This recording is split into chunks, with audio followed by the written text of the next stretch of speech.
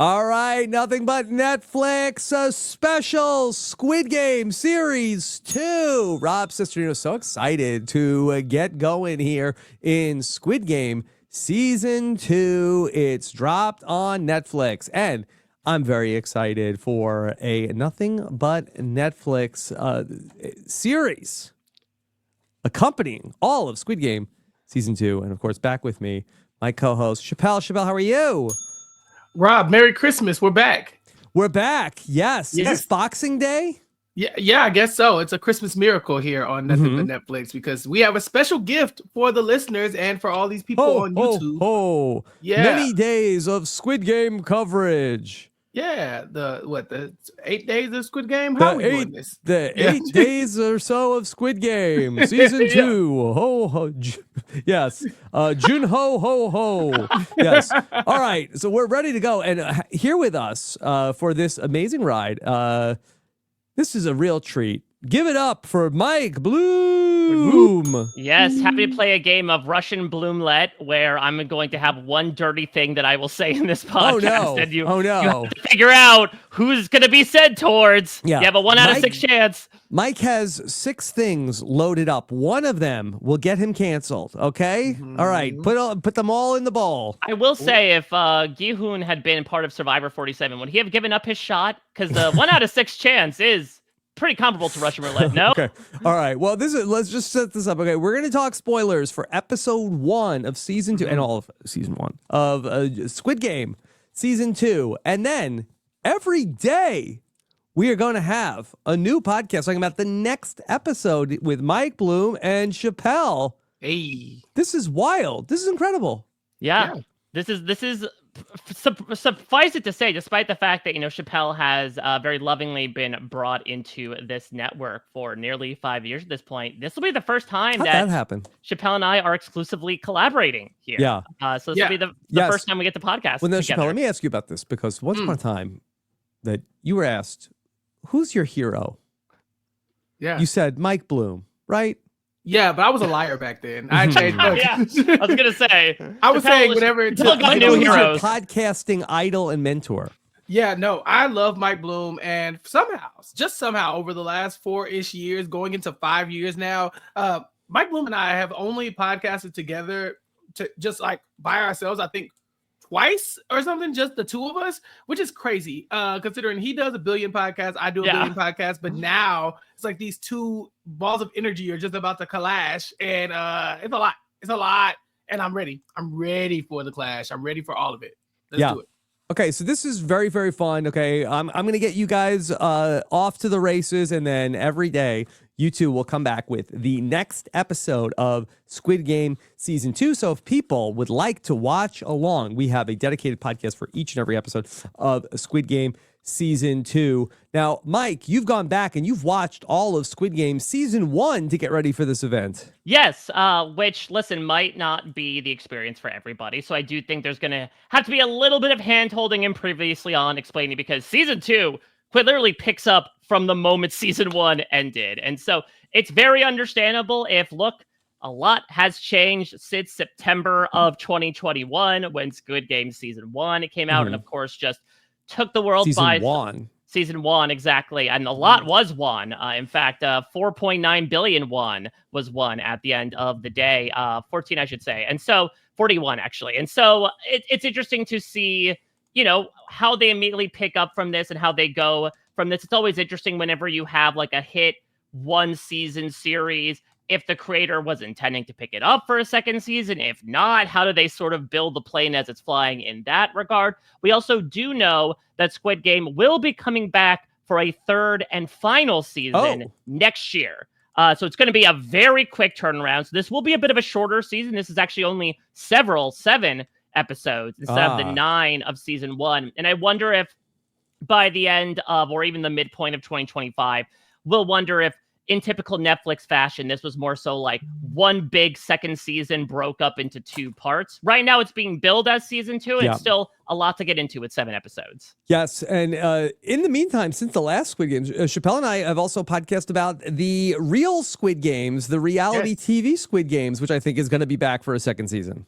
We have done a lot of podcasting here on Nothing But Netflix. And it's crazy because Squid Game, our original coverage with Josh Wigler as our guest, was our second episode of Nothing But Netflix. And since then, if I'm not mistaken, I think we're up to episode 146 canonical episodes. Woo. And that does not count the little subgroups that we've done for like Squid Game, The Challenge, and other shows as well. So yeah, we've come a very long way in such a short amount of time. Chappell, should we tie it all back to Squid Game? Episode 456 is the Nothing But Netflix finale. I mean, listen, at this point, I think we might need to talk about it. I think by that time, season 3 will probably be out, and then we can knock it out. Maybe that'll be our finale. Who knows? Season 9 of Squid Game's The Challenge will be out by then. Yeah, probably. I mean, how many more of these can we do? I don't know. We haven't talked about it yet, but we're about to get into spoilers for season 1. I mean, for season 2, episode 1, and I'm kind of interested. We didn't get into any of the games of it all, and so I think that that was probably one of my mild disappointments about episode 1. I know we have to set the stage, but I'm ready to find out what Squid Game looks like. Yeah, exactly. Where's Leanne? Well, then that's the fun thing as well, was getting to realize that while obviously putting Squid Games on Netflix had a big boon to not only the property, making it this huge, Emmy-winning success.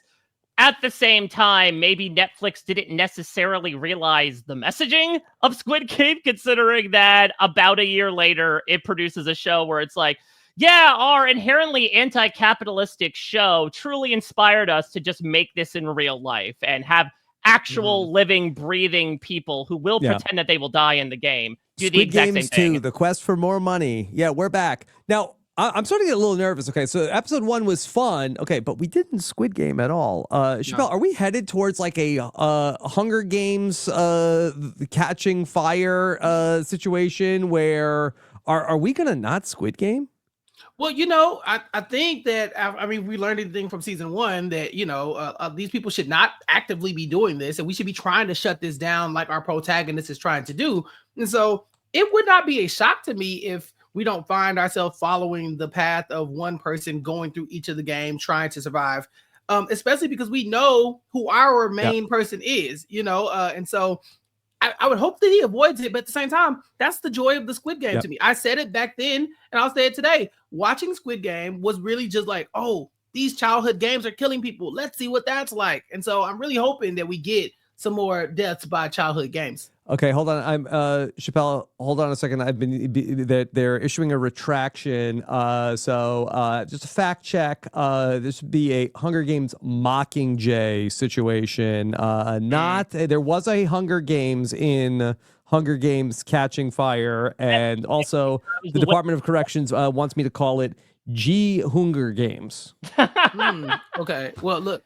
I will never know what Cactus Evergreen was doing in those movies. I didn't watch them. So if you say there was no Hunger Game, it's not for me. Not for me. It's too. There's only one piece of post-apocalyptic fiction for me, and it is Squid Games. Those are the only games I could get interested in. I'm a purist. Yeah, that's it. All right, so Mike, why don't you lead us through the discussion here, since you're the person who has gone back and rewatched season 1 and have the most correct information about the Squid Game. You say, as I did get the amount of winnings wrong. It was 45.6 billion won. It was 1 billion per contestant. That, of course, Gi-hun was able to take away in season 1, but at 45.6 billion won. Yes, and we might see that we got to meet the boss last season, but maybe there's another Dr. Evil behind it all. Though we're all a little Dr. Evil. Isn't that sort of the message of Squid Game as well, of what people might resort to for the idea even of making more money down the line? So just to reset the stage a little bit, because again, we really pick right up from season 2 without any sort of recompense or summary. We get a couple of here's what happened to Jun-ho, because he was a little out of the picture in the final episode. But Gi-hun was our protagonist of Squid Game season 1, a very indebted gambler, bit of a lowlife. Down bad. down bad and down bad with his betting as well. And also, even just from a personal standpoint, was living at home with his mother, really had no job prospects, was divorced with a daughter, but then found out, he does get into the Squid Game the first time, is part of the group that votes by majority to end the game, and then going back to his life, realizes that, the most loving thing he has within his immediate view is now going to be much further away. She is moving to the United States. And so he decides, among many people, to throw himself back into the games again. He does, with an incredibly bloody outcome, but he does emerge as quite literally the sole survivor with more money than he could possibly know what to do with. But for the past year since doing that, he has become quite literally a shell of himself. His mother passed away while he was gone. This childhood friend, Song-woo, who ended up becoming like this big prodigious businessman, only to turn out that he ended up kind of like frauding his clients, and so was also in the Squid Game. He faced off with him at the end, and Song-woo ends up killing himself in order for Gi-hun to win the money. But it's clear that money does not necessarily make one happy in this regard. However, Gi-hun is eventually able to sort of turn his life around when he does end up coming face to face with fan favorite character, the old man, Il-nam, number one, quite literally in the numbers and in our hearts, as he reveals that actually he was the boss behind everything. And as he passes away, he gets a little bit of a lesson here as to there is some good in the world. And so Gi-hun is able to turn his life around. He dyes his hair to a nice, vibrant red, even though his bank account is far from being. That kind of went nowhere, though, right? I mean, he's going to immediately change it. As maybe it changes with his prospects. It didn't stick. Yeah. Now listen, who among us? That's what happens when you get a lot of money in your life. You're like, I'm going to try all these new things. And so he's new Luke. He's heading off. Maybe even, maybe it was like, listen, America's the country of red, white, and blue. So let me dress up as, 1/3 of its colors there. But he gets stopped and starts seeing red, and not just in the mirror, as he observes a familiar sight, what got him into this entire situation to begin in the first place. And really the main focus of this first episode, this mysterious man in a business suit stopping people in a train station, asking to play a game of kanji, which is the throwing the envelopes on the ground, trying to flip it. And not Dondi, exactly. But I mean, probably just as luck based as Dondi, let's be completely honest here. And tempting them with a mysterious, shape-laden business card. And in that moment, he's able to commandeer, the phone number and basically put in like a Liam Neeson-esque Taken call to the front man, saying, I don't know who you are, but I'm coming for you. Yeah. Well done, Mike. Now, Chappell, if you had escaped the first Squid Game, I feel like that you would have not been trying to get back in, right? You're going to walk away with that money and protect your peace, right? Well, go take care of my daughter, right? Like that's the thing. This man was like, I'll do anything but raise that child. I'm not moving to America to go take care of her. Anything except going to therapy, they say about us. And sometimes I'm like, they might be right. Because this man could definitely go use his money to go and live a life. He risked it all to do this. He risked it all literally to get out of the hole. He was so much in debt. All these people are. They're all so down bad that they are willing to put their lives at danger and put other people's lives in danger as well in order to get this money. He does it, and then he's like, I need revenge. Because I've seen some things now. That the things we saw in season 1 were so traumatic. Playing red light, green light, and watching people getting shot around you, the bridge, all the just despicable things that happen. He saw it, and he can't unsee it now. So he's like, I gotta tear the machine down. I gotta break everything apart so that we can't keep doing this. And so now he's dedicated his life to not raising his child, but to being a vigilante for justice and taking down this Squid Game machine that has made him the way he is. He's rich, but he's also very, very broken in a way that he wasn't broken before. Yeah, I do wonder. Obviously, I think the impetus for next episode, and hopefully that's it. I totally agree with you both that I want to see Gi-hun back in that familiar green and white tracksuit sooner rather than later. That is one of the, it's odd to say, appeals of the show, because there is, of course, this perverse enjoyment that comes out of it. But I also wonder, Is there another way in? Obviously we'll talk about In-ho, which is the front man who turned out, as was revealed in the first season, to be one of the previous winners of the Squid Game. Could he just come in as one of those, morally depraved masked men that we saw in season 1, one of these VIPs, and instead try to take it down from there? Yeah, but they know him. I guess that's his real issue, right? Is that he won, so he's like a celebrity in the Squid Game streets. I think people are still talking about the lore. They're trying to repeat his game. Is it repeatable? We're ranking him in our winner rankings. Him or In-ho, who do you put at the top?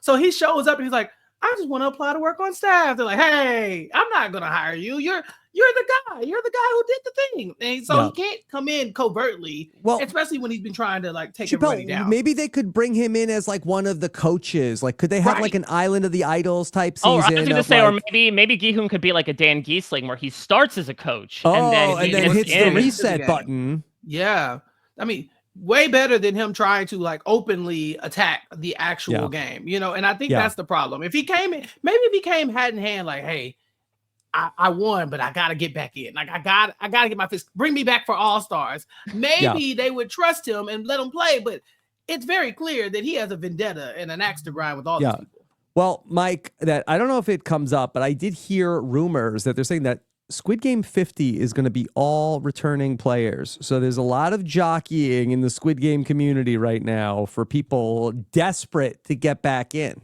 Well, Rob, you're putting the cart before the horse. I have to announce my daily podcast series following this other daily podcast series where I go through every single Squid Game and talk about what are the chances of each one coming back. Yeah, also, if they bring Gi-hun, Dan Gi-hun back for a BB14 type coaching, if he has Gi-hun's funeral, I think that's a good spot to do it on the Squid Game. People will buy that of I'm dying tonight. This is my funeral, everybody. No one will push back. Yeah, exactly. Danielle, you're dead to me. Literally, you did die during that game. It's fine. Look, bring these people, bring them back. Let them play. Because again, Mike's right. The jumpsuit, the games, it's why we signed up for this. And so to see him kind of in this detective role, it's fun. Because we know we were there. We saw the amount of trauma that he went through. We know the things that they took from this man. We've seen the scene that he's seen. So we get why he would want to come in and destroy it. But part of the joy in watching the show is all right, but are you going to make it across the bridge again? Can you do it twice? That's kind of what I'm looking They got to get back. Mike, I don't remember them putting a transmitter in his ear. Was that part of season 1? He didn't remember either. He just happened to conveniently realize it now. They do gas them profusely, knock them out enough that they're able to put them on a boat, and then they're because we follow Jun-ho as he tails along Sideshow Bob style, and they strip everyone's bodies and they put them in these suits. So I would imagine that was a part of it. They seem to have some sort of access to probably some sort of government insiders just because they have dossiers on everybody, personal details that they're just able to rattle off at a moment's notice. So was I surprised there was a transmitter behind his ear? Absolutely not. But I'm more surprised that, with how bloody this show was and how bloody these contestants can get, that they did not try to do this sooner, especially the first time after everybody nopes out of the game between episodes 1 and 2 last season. They should have immediately gone for that. No, just considering the sketchy circumstances the first time they played. Mm-hmm. Yeah, you can't just let these people go, right? They all have to have some type of transmitter because they could all go and do exactly what this man is saying. If they escape the Squid Game, why wouldn't they go and try to take everybody down? Of course, they have a lot of money and they can live their life, but this is very much an evil thing that's happening. And so, the person who is morally correct will probably say, all right, how can I ring the bell? How can I blow the whistle on this whole thing? And so we got to make sure we don't lose sight of him. And so he has a transmitter and he needs to take it out in the bathroom of a convenience store, butt ass naked. Poor kid walks in, only just seeing the grown man in his underwear in the bathroom, might get on a list for that. And then also on top of that is bleeding. It's sorry, kid. I don't think that kid realized he was in Squid Game. Once he walked past that TVMA rating, he's like, okay, I know what I signed up for here. I signed the disclaimer. What's also interesting is, despite the fact that, again, we're picking up right from where we left off, very noticeable time jump. And it should be noted that there was a time jump at the end of Squid Game season 1 as well, that Gi-hun wins. And then 1 year later is where, you know, the old man dies and Gi-hun's able to, you know, finally decide to go to the United States. And so I guess it is 3 years total. I'm not sure that, like, so we've missed 3 seasons of the Squid Game. That's the thing, is I imagine it is an annual thing. You would imagine if I'm Gi-hun, I'm going to try to get on this as quickly as possible. Though I guess that is something that's sort of implied here, right? Especially with the number of times he goes to that big wall calendar, is like, this has been a rather fruitless procedure for a couple of years at this point. I think it's like Univision. Yeah, exactly. Namely to try to catch the recruiter red-handed, because that's their only real envoy into Squid Game, right? I would imagine after the first time he called that number, they promptly put him on the block list. And so, like, he has no way of getting in contact with them. And so now he has recruited a bunch of thugs, for lack of a better term, to do his dirty work. And this is a very fun callback from season 1. I'm assuming the first of many. It gets loosely referenced here, but if you recall, in the season 1 premiere, to show how down bad Gi-hun was, he gets accosted in a bathroom. This seems to be the place for him to be at this point, by a bunch of, like, a loan shark and all of his goons. And Gi-hun is going to recruit the loan shark and said goons to be the ones to ferret out this recruiter on his behalf. Okay. I had no idea. Yeah, so that makes, you know, the climax of it, of course, with the game of rock, paper, scissors, -1, maybe help the medicine go down a little bit by being like, I mean, it sucks for this guy, but at the same time, he was a predatory loan shark that did threaten to remove one of Gi-hun's kidneys if he didn't pay his debt in time. Yeah, they sucked. But, I mean, when you stack them next to the recruiter who they're going up against, I'm like, well, they're not that bad, because the recruiter is insane. I don't think the season 1 does enough to really outline how crazy that man is. It's like, okay, he's playing this game with people in the subway and he's slapping the shit out of them. Okay, so he is a little loony. But now, season 2, the man's got a gun and he is wilding out. He's playing Russian roulette. He's like throwing like bread down on the ground and stomping all over. Yeah, he's pulling like Dave Chappelle, Rick James on those bread rolls. Like, yo, bread. You know, like, he's doing all of that in front of all these homeless people. You know, it's just, why? Like, who is this man? And so, you can look at the thugs, but when you look at the recruiter, they pale in comparison. Yeah, the recruiter really was the star of the episode. We really went all in on the recruiter. Yeah, I mean, listen, he's a hard job, you know, much like in reality TV. Some people don't give a lot of credit to the tireless casting agents that work to find these people, vet them through the process, and eventually put them in front of our eyes. Well, so I'm glad he do casting? He's like the Jesse Tannenbaum of Squid Game, the real Squid Game. I mean, it is a good question. I mean, he will be labeled a dog, so I'm not sure if he's taking direct orders from the master or if he's just like randomly walking around subway tunnels, finding these people that clearly look down on their luck to be like, would you like to play a game? You just look like somebody who might be in the mood for it. Hey, you want to be on Squid Game? Does this look like fun to you? Apply. Yeah, exactly.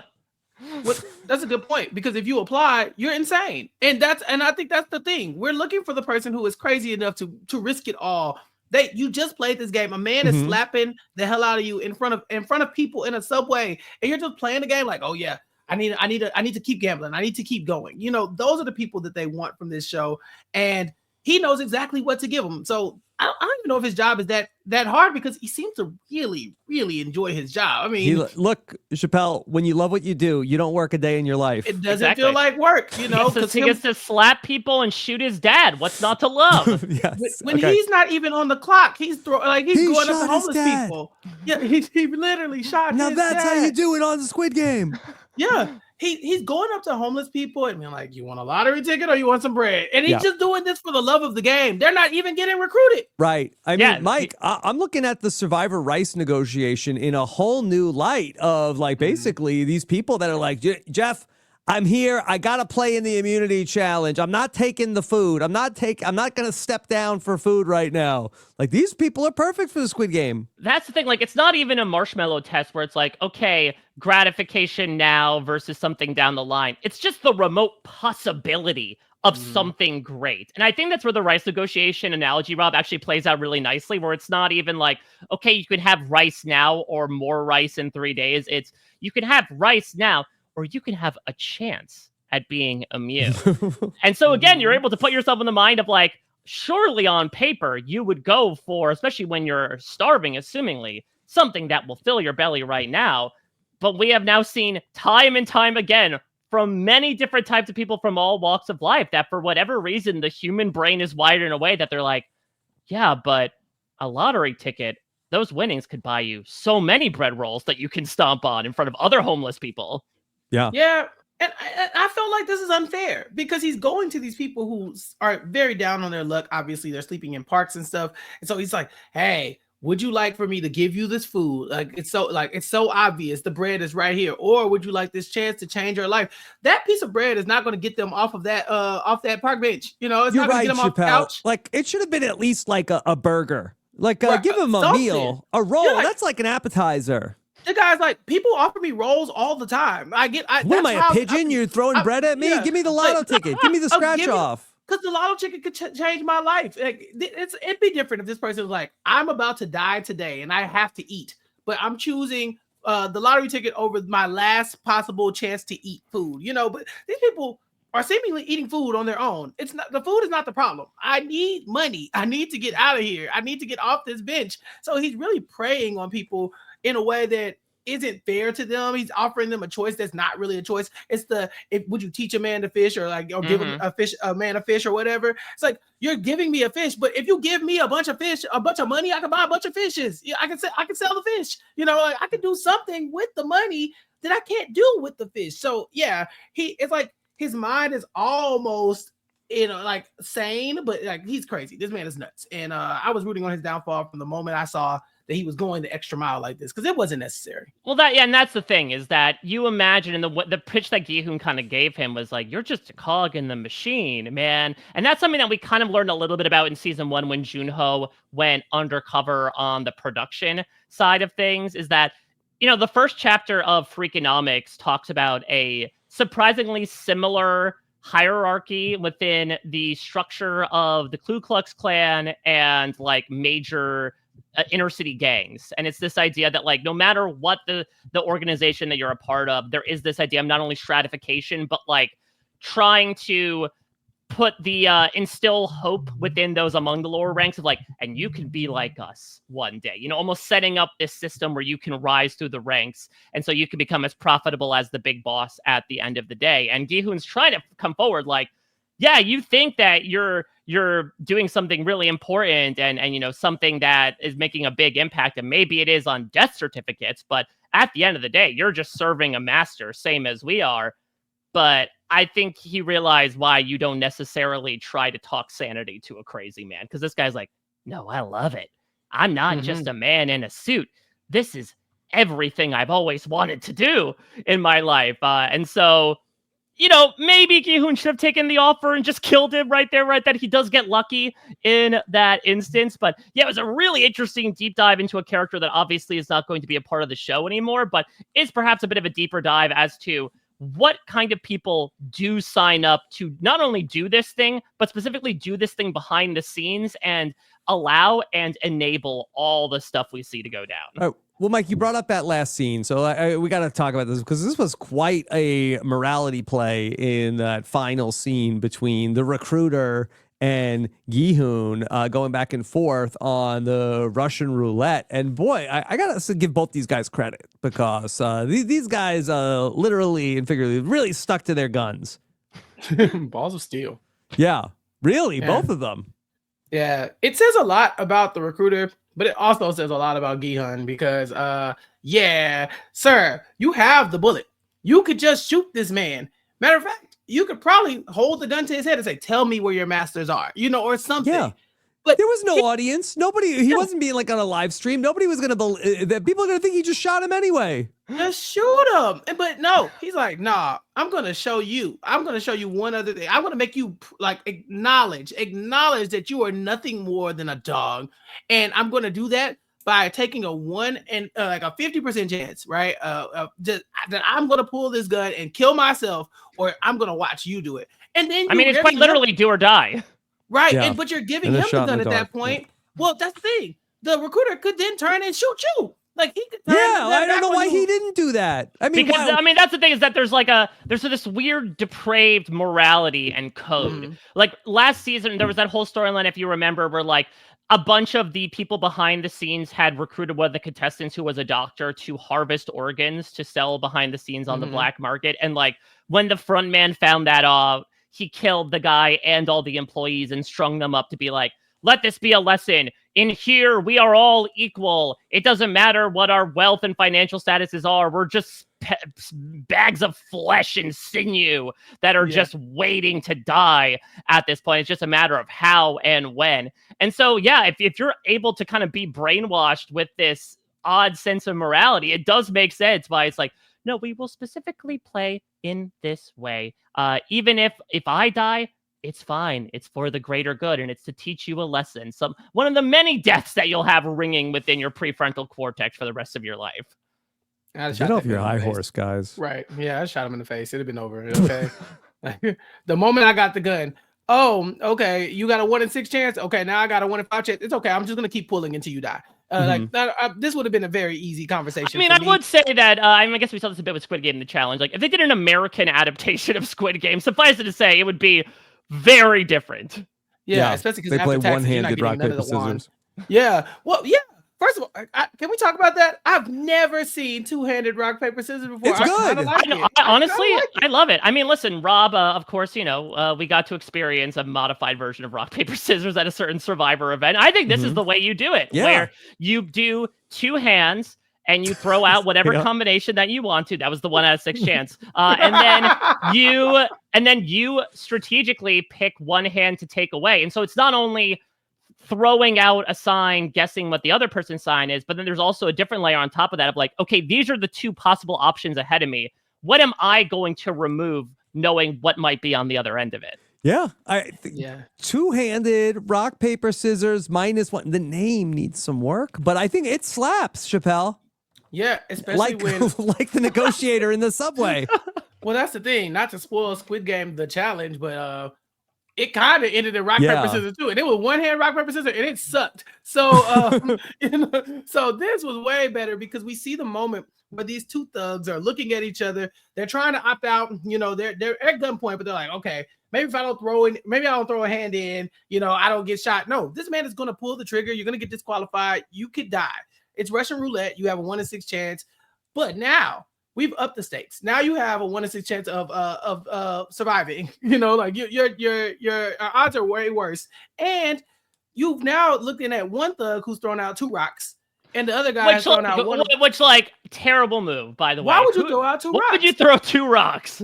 Well, why would you throw out 2 paper? Right. Well, the other guy threw out paper and scissors. So that was the big thing, was that it was up to this loan shark to basically determine the fate of his crony. Right. And so it's like, yeah, if he pulls back the scissor, his paper will be both the rocks. There's no way this other guy can win. But at the same time, but he would be killing him. He would be murdering him in that sense. And he officiated his wedding. He wouldn't want to do that. He wouldn't want to do that. And so he struggles with that. And he actually freezes up. He doesn't make a decision. And he's the one who ends up dying. And so, yeah, it's very Squid Game. It really is, to where your success is somebody else's death in a lot of ways. Because, you know, for the bridge and for even the cookie challenge and stuff like that, other people dying is good for you. You know what I'm saying? Like, let them die, because then you could potentially survive and go on to fight another day. This guy made a choice, and I mean, it was an honorable choice, but he's dead now, so it really doesn't matter. I mean, the more I thought about this one, though, Chappelle, to your point, this felt less like a Squid Game to me and more like a Saw trap. Of like, you must make this altruistic decision. Either someone's blood is on your hands or you die. That doesn't usually happen in something like Squid Game, which maybe it does happen with stuff like The Bridge, but it's at least in the beginning, it's almost always like, you know, watching the others fall like cattle around you. All right, now, we didn't get to see, unless I missed it, what happened. That we saw the recruiter say, okay, all right, now that we're alone, now we can talk.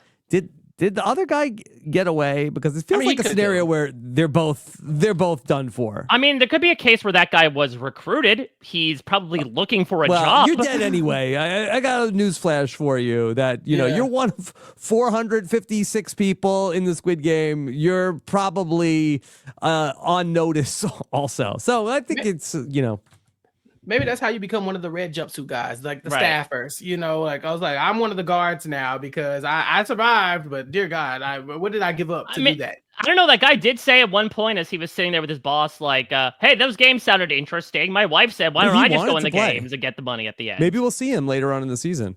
Oh, that'd be cool. It's definitely better than thinking that there was nothing he could have done to survive that interaction. Because then again, what's the point of the game, right? And I don't think that's the case, right? I definitely think that if this man is willing to play Russian roulette to where he knows there's one bullet and one chance that he's going to shoot that one bullet into his face, and he still pulls the trigger, he's probably more honorable than in that way than we would expect. So I'm assuming this thug is alive now. Whether or not we see him again, that's probably a different question. Or could the recruiter just be recruiting?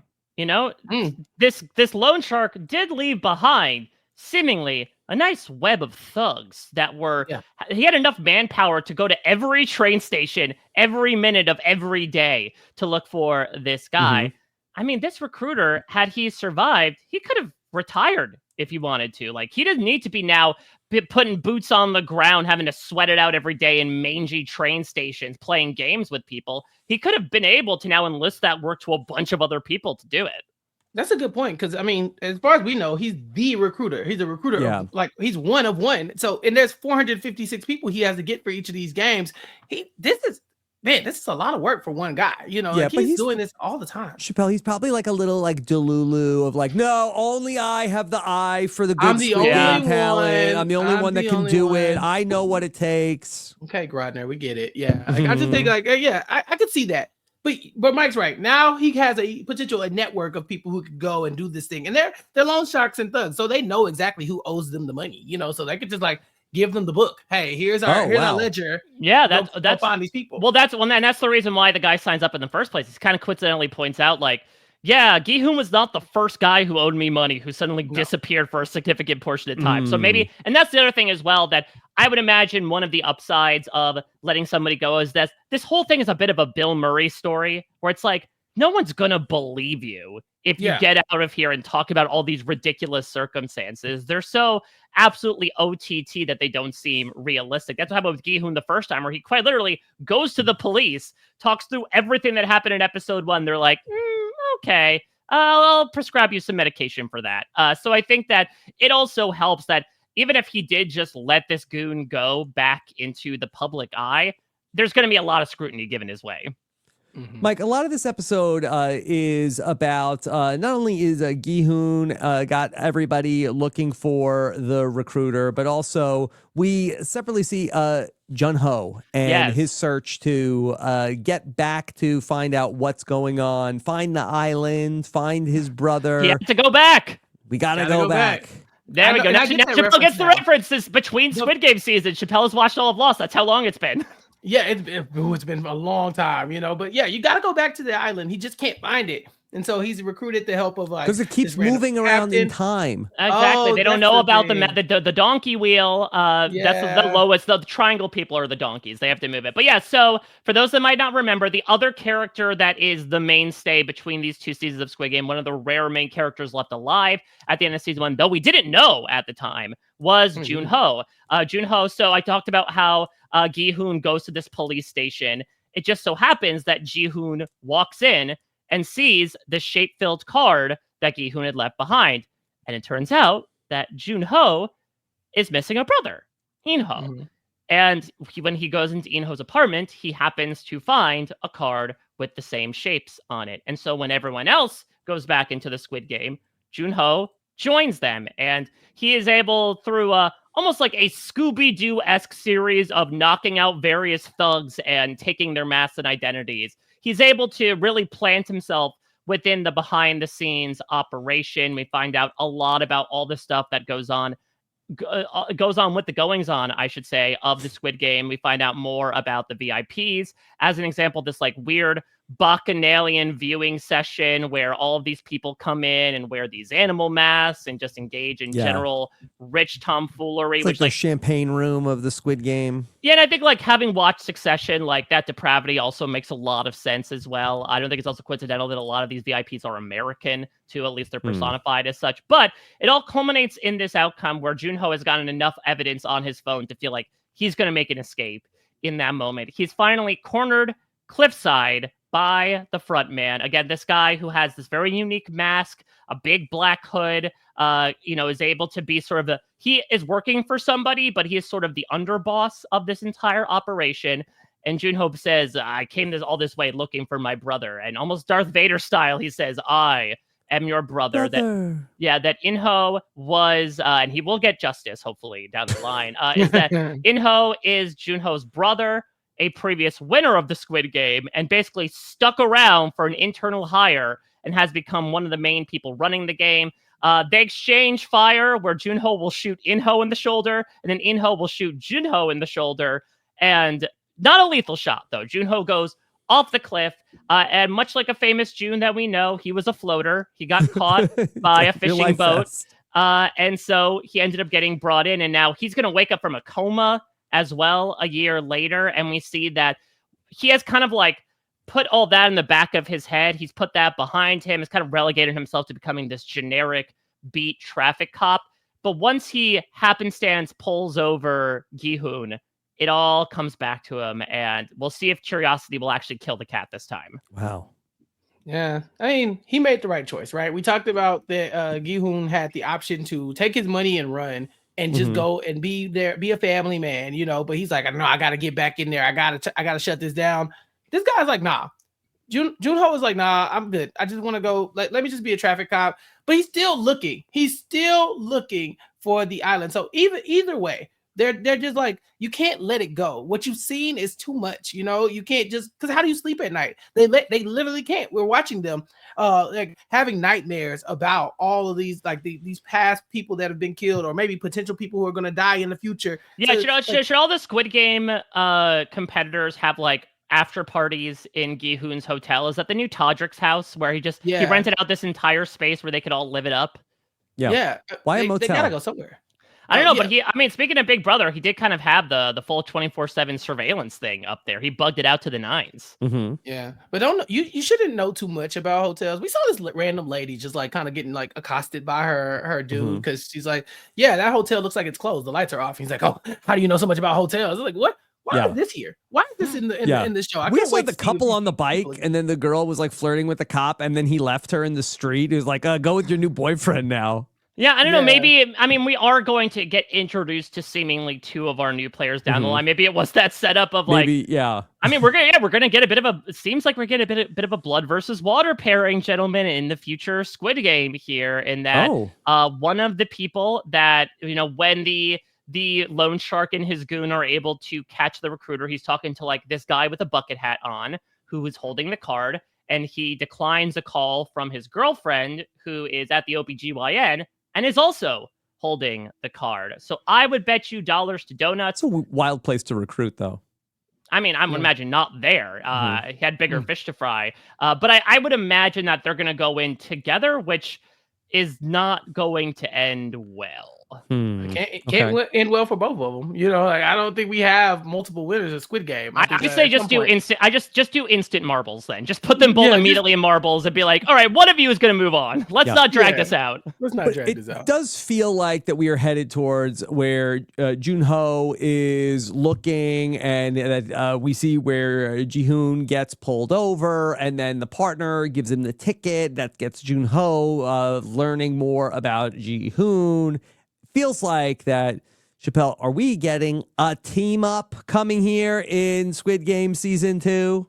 Yeah, and we forecasted that last season when we talked about it with Josh, that it was like, okay, well, they might not be in the Squid Game, but Gi-hun and Jun-ho, there's no way that they're not going to kind of cross paths, because they have the same goal here, which is to take down this entire ecosystem, which is this murderous capitalistic Hunger Games, as you mentioned earlier. And so they gotta tag team this, because it's the best way to get this done. Nobody else really believes them. That's the other thing.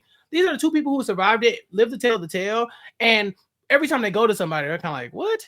I guess.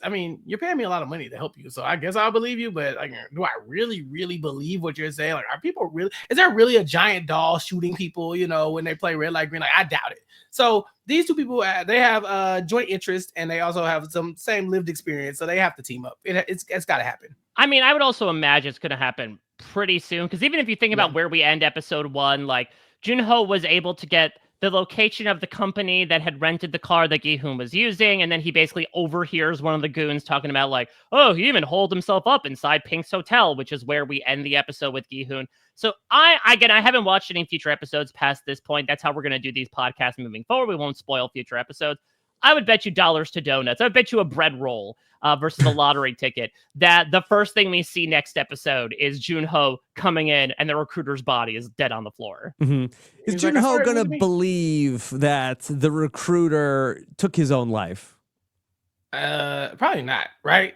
But it doesn't matter. If you come in and you see that man dead, you're like, okay, good riddance, because I know that guy sucks. It's like, you're not going to believe this, himself. okay? So that we played Russian roulette. It went back and forth. It was a really close game. It went back and forth, and then the bullet came out to him. It's like, did you shoot him? No.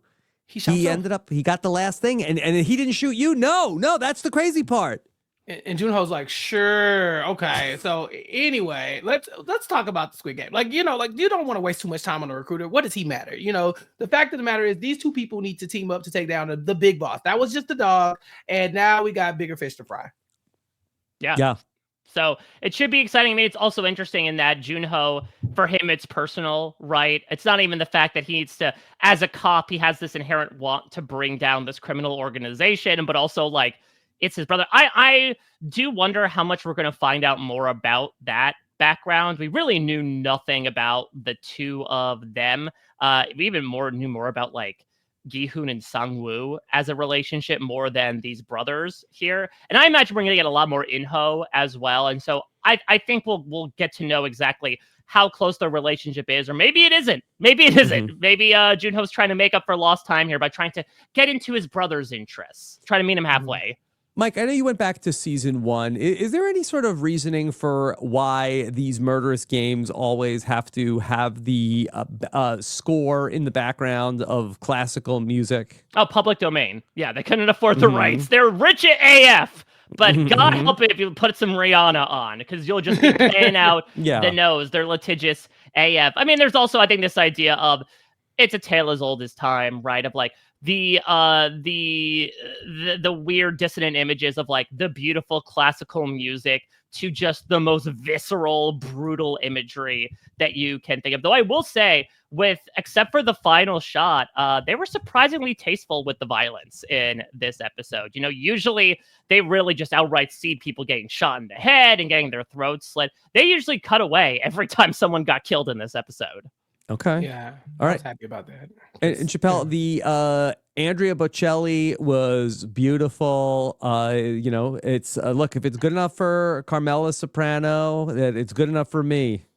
That's the thing. The classical music is timeless, right? And it's also universal. So it's like this is a Korean show, but it's going to very much be sold to an American audience and a lot of people. Squid Game was massive on Netflix, and so if you use somebody localized or like a Rihanna or something like that, everybody know them, but everybody don't know them. But some of these songs is like these songs you just know through osmosis. You've heard them over the years, and so I think, and then also you don't have to have like a name or a title to go with the song. It's just like the elegance that's tied to it makes you feel like, okay, like this is chill, but also there's something nefarious going on underneath it. And so I think there's a lot of symbolism as well in the choice for the opera and the classical music that they decide to use. What Rihanna song would they use, and why is it "Bitch Better Have My Money"? You know it is. You know it is. No, you know it it's is. not when they're licking the cookie umbrella.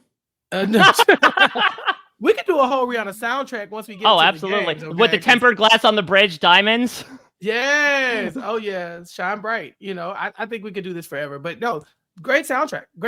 It's just we don't know none of the songs. We know the songs, but we don't know. Yeah, though I believe we didn't get the most famous Squid Game song when it actually made its way into Big Brother Canada, right? The hee-hoo, hee-hoo. No, that one. Gi-hun, Gi-hun. I was looking for it. It kind of feels like it was missing because it's like that's the thing that reminds you that this is Squid Game. Maybe right? they have to wait till they're in, like when we get to the Squid Game. Yeah, maybe it's like in the Wizard of Oz when it goes Technicolor once you actually arrive in Oz. Maybe that's going to be the official cue that we're back in. Mm-hmm. And when it hits, it's going to take us right back to where we were in that just eerie location where you don't know what's coming next, but we know a bunch of people are about to die. Yes, Gi-hun kind of like the Screech and Saved by the Bell new class of like, I remember these old walls. You kids Yeah. don't realize how good you have it. If he comes back as a returning player, Yeah. It's a Mike big Boogie advantage. of Squid Game. Yeah. He's like, oh, yeah. Yeah. Well, that's the thing is, though, he could remain anonymous, right? This isn't like a Boston Rob scenario where the front man's going to be like, and Gi-hun brings in so much experience, unless he really wants to drive up the drama. Yeah, it depends if they like bring him down the steps like Stephanie and Bobby John in Survivor Guatemala. You can ask for his autograph after the show. No, wait, you can't. Everybody's like, oh my God. Yeah. Yeah. The other players won't know him. But don't forget, people are watching this and betting. And I think that when they see him come in, they're like, wait a minute. Let me push my chips over there because I don't know how he got there, but I know he won several years ago. And I think being a returning player definitely has its perks and its advantages. Okay. Mike, anything else that you want to flag here after watching all of season 1 about the season 2 premiere? No, I mean, what's interesting is that the difference between this season 2 as opposed to a usual season 2 of a series is that just due to the nature of Squid Game, I think there's going to be a very slim chance that we're going to see a lot of the season 1 cast because the majority of them died either inside and outside. I mean, we got a cameo this episode in Gi-hun's weird ass dream of Song-woo and what's her name, Sae-byok, which was the other member of the final 3 who gets killed by Song-woo. Like, we got a brief instance of them, but outside of trippy fantasy sequences where Gi-hun sees dead people, I don't think we're going to see a lot of them. And that's still something that I think I'm trying to get adjusted to is like, I wouldn't say this is anthology-like, but it is going to be really interesting, especially once we eventually get into Squid Game, to see the new crop and like, okay, is it going to be that this person's the new blank? And see if the same sort of this archetypes happen. Chappelle, we need the old man back because the old man have a brother. Oh, do we have to do that? Do we have to do that where we bring back like maybe like a twin or something like that? Right, like the legend of Curly's Gold, Mike? Yes, exactly. Though I do believe the actor did get like a little canceled in between seasons, so they might want to keep away from that. Might want to keep him in that bed. Oh, I think you're talking about Jack Palance. No, this is like the White Lotus. Like we bring one character over for this season, and then by season 3, who knows who our main character might be? Who's to say Gi-hun could survive this again? You did it once, but doing it twice would be wild. And so I wouldn't be shocked if we were looking at the trailer for season 3 and being like, oh, they brought back such and such. They brought back. You say that. The story. You could say on paper the chances of him winning Squid Game twice would be 1 in 2. And we just saw what happened with him when he had a 1 in 2 chance. So I'm not putting it outside the realm of possibility. He's a lucky mofo. They called it. We'll see. Chappelle, was there anything else that you wanted to flag here in the season 2 premiere?